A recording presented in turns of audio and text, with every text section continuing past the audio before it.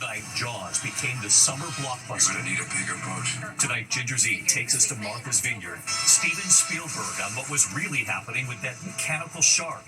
And the child actor in the water there revealing what was really going on during this scene.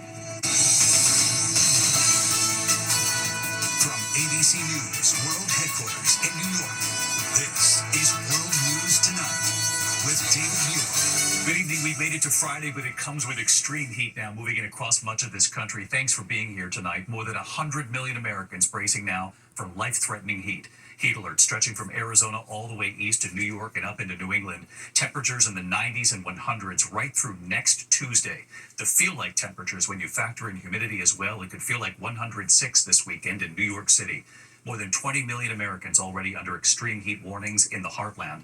Chicago officials tonight urging residents to check on their neighbors. Severe storms also on the move from the Midwest to New York, bringing down trees and power lines in Philadelphia and all along the I-95 corridor.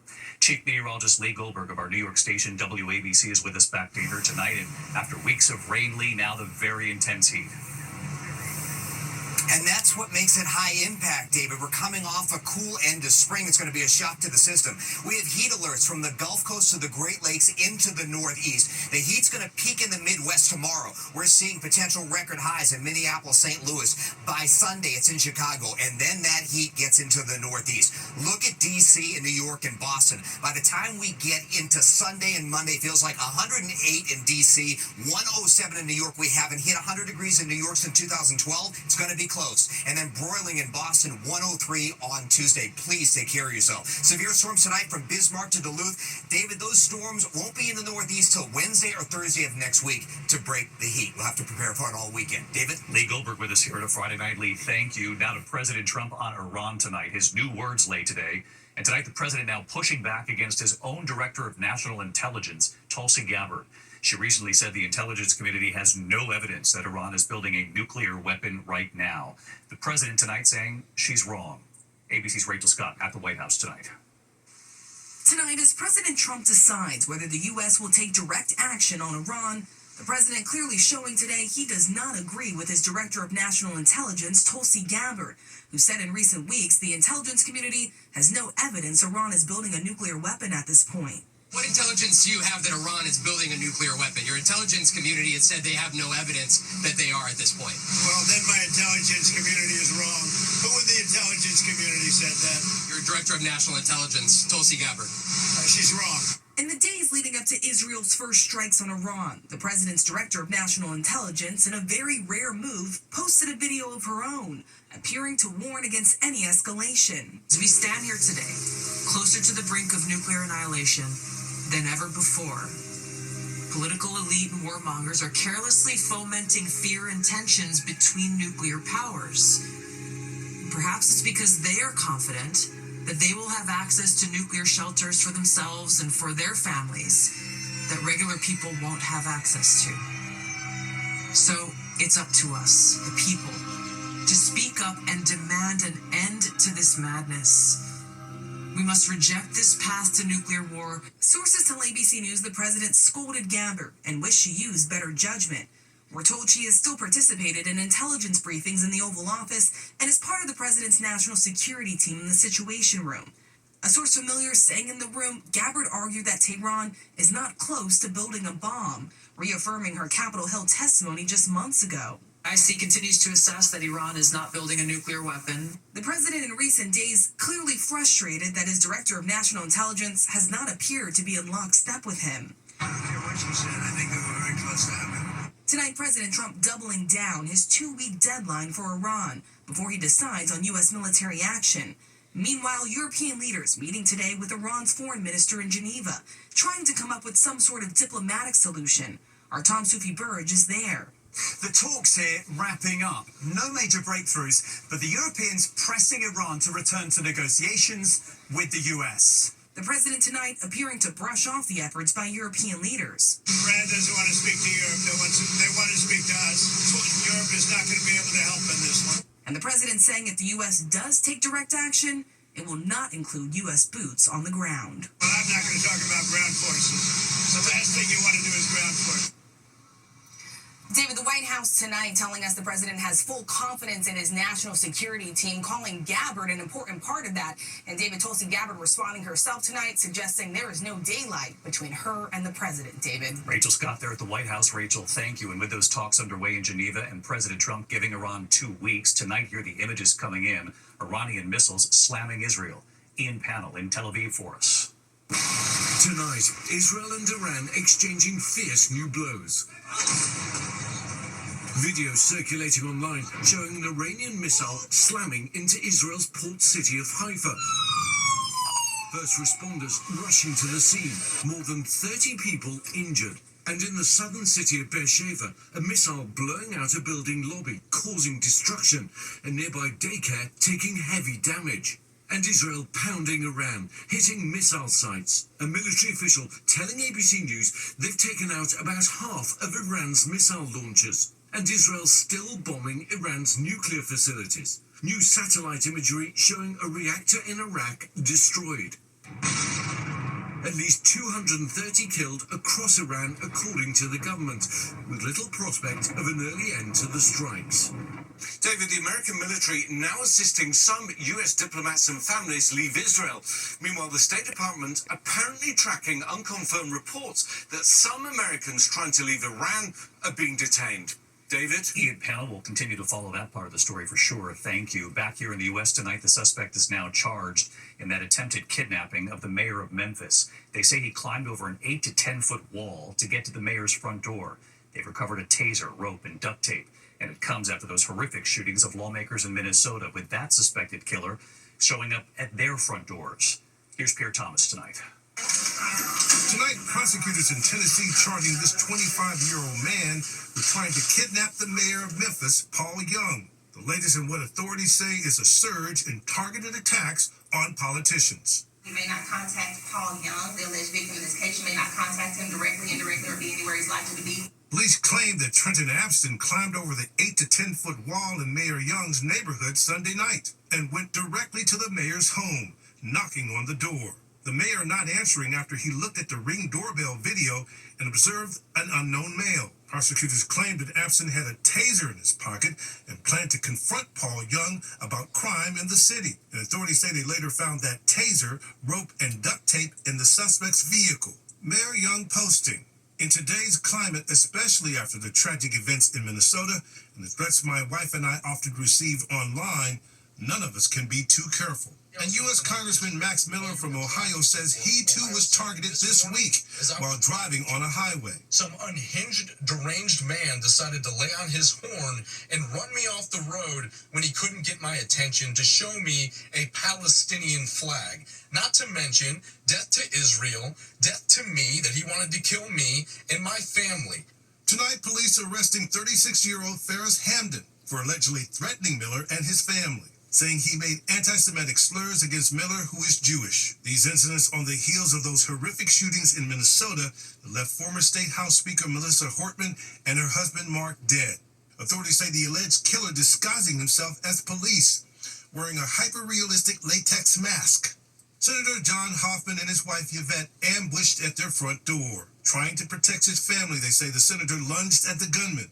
Each of them shot at least 8 times. Their daughter, Hope, then rushed to shut the door and called 911. The Hoffman saying, quote, "Without Hope, we wouldn't be here right now."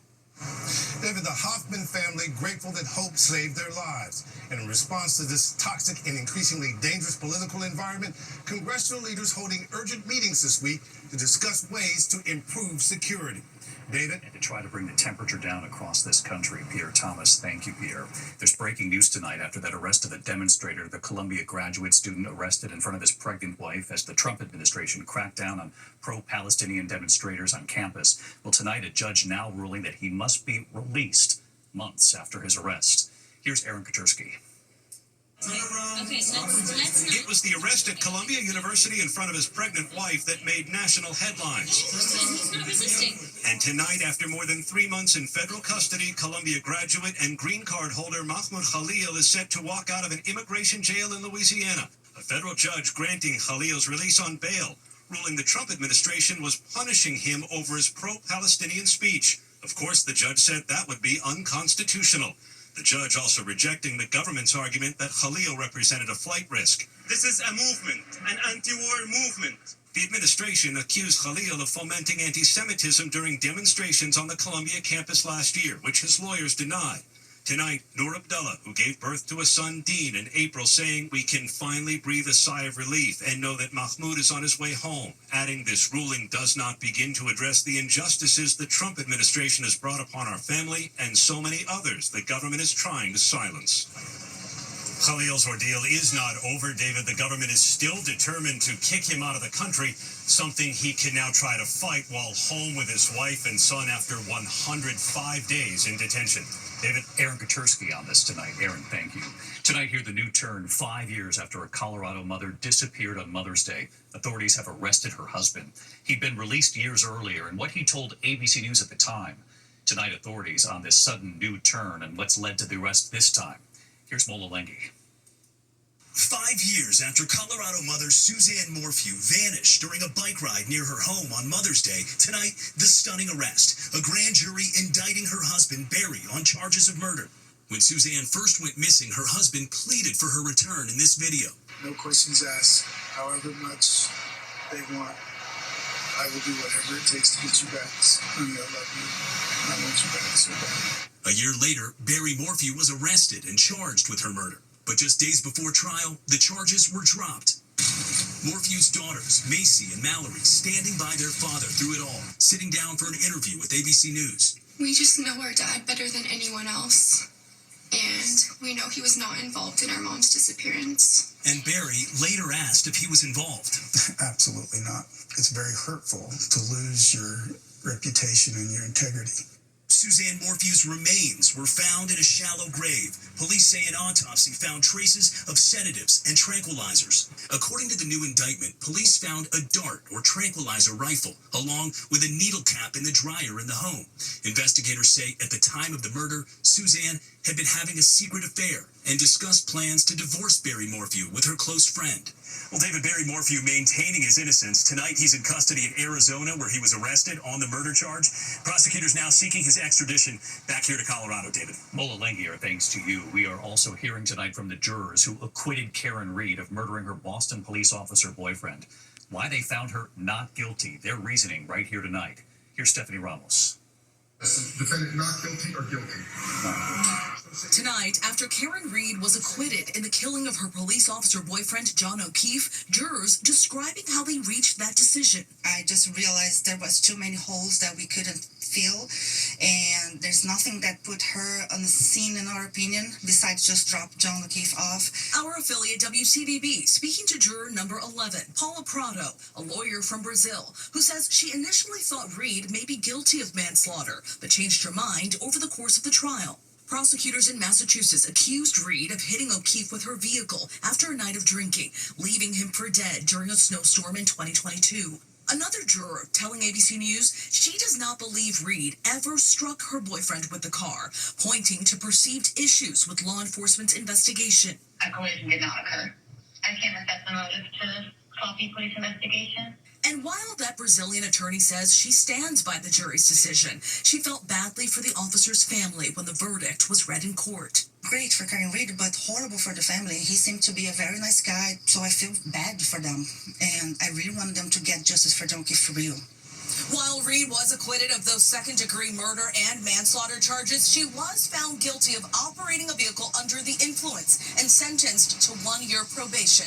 David. Stephanie Ramos with us tonight. Steph, thank you. When we come back here, the breaking headline, there's been an outage at this hour involving air traffic controllers, now apparently on backup systems, where this is playing out at a moment. And outside New York City in the Hamptons, a reality TV star from a popular real estate show killed in an apparent hit and run, found unconscious along Montauk Highway. What police are saying in a moment here. A telecommunications outage affecting the air traffic control center in Jacksonville, Florida. The FAA says the facility lost radar, frequencies, and automation equipment when a fiber optic line was cut. Backup systems have now kicked in. The outage did not cause any disruptions to Jacksonville Airport. The center is now operating on what's called alert status. To the Index, a disturbing scene at the ballpark. Pirates pitcher Dennis Santana pointed out a fan heckling him in the bullpen during a game against the Tigers. Police officer at his side there, Santana then taking a swing at the fan, his teammates pulling him away. The fan was ejected, and tonight we've learned the pitcher has now been suspended for 4 games. When we come back here, it was 50 years ago tonight, Jaws came out. Ginger Z takes us to Martha's Vineyard tonight, what Steven Spielberg has revealed all these years later. Finally tonight, it was 50 years ago tonight, Jaws premiered. That's director Steven Spielberg. What he reveals tonight about that mechanical shark. Ginger Z on Martha's Vineyard. Where are we going? Swimming! With 2 notes. And 1 shark. Steven Spielberg's Jaws changed movies forever.